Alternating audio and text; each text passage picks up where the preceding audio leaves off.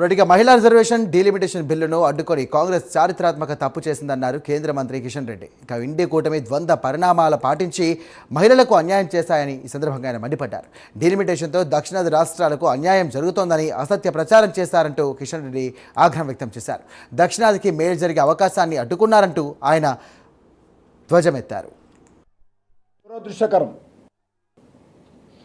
మరి ఈరోజు అడ్డుకోవడం ఏదైతున్నదో ఇది పెద్ద చారిత్రాత్మకమైనటువంటి తప్పిదం కాంగ్రెస్ పార్టీ చేసిందని మనం చేస్తా ఉన్నాం. దక్షిణాది రాష్ట్రాలకు మేలు జరిగేటువంటి అద్భుతమైనటువంటి అవకాశాన్ని నీరుగార్చిందని సందర్భంగా మనం చేస్తా ఉన్నాను. ఇది దక్షిణాది రాష్ట్రాలకు దురదృష్టకరం. కాంగ్రెస్ పార్టీ నాయకులు క్షమాపణ చెప్పాల్సినటువంటి అవసరం ఉంది. రాజకీయపరమైనటువంటి ద్వేషంతో దక్షిణాది ప్రజలకు నష్టం చేశారు నిన్నటి బిల్లులను అడ్డుకోవడం ద్వారా మనం చేస్తా ఉన్నాం. ముఖ్యంగా రేవంత్ రెడ్డి, కేసీఆర్ తెలంగాణకు జరిగేటువంటి లాభాన్ని, సీట్ల పెంపకాన్ని కూడా వాళ్ళు కూడా అడ్డుకున్నారు.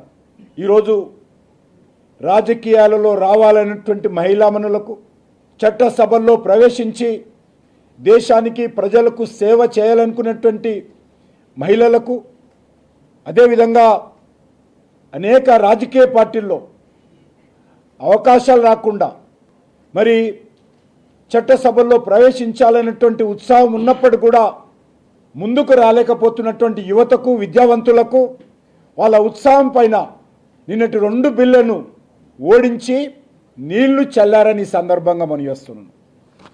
వాళ్ళ భవిష్యత్తు పైన నీళ్లు చల్లారు. ఈరోజు అనేక మంది బడుగు బలహీన వర్గాల కుటుంబాల నుంచి వచ్చినటువంటి